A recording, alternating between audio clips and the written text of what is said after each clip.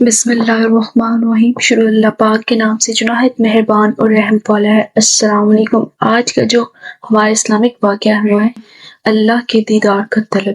ایک بزرگ سے پوچھا گیا کہ قیامت میں ہم آپ کو کہاں تلاش کریں؟ انہوں نے فرمایا جو لوگ اللہ تعالیٰ کے دیدار میں مصروف ہوں گے وہاں آ کر دیکھ لینا۔ لوگوں نے پوچھا یہ آپ کو کیسے معلوم ہوا؟ فرمایا میں نے اپنی آنکھوں کو ہر حرام چیز سے بند کر لیا اور ہر برائی اور گناہ سے اپنے آپ کو بچا لیا، اور میں اللہ تعالیٰ سے دعا کرتا ہوں کہ میری جنت بس یہ ہو کہ میں آپ کو دیکھتا رہوں۔ میرے مولا، جنت تو میں صرف اس لیے چاہتا ہوں تاکہ آپ کا دیدار ہو۔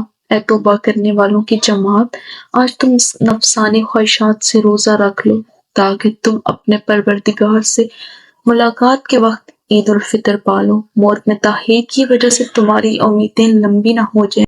یہ روزے کا بڑا دن ختم ہونے والا ہے اور ملاقات کی عید کا دن قریب آنے والا ہے۔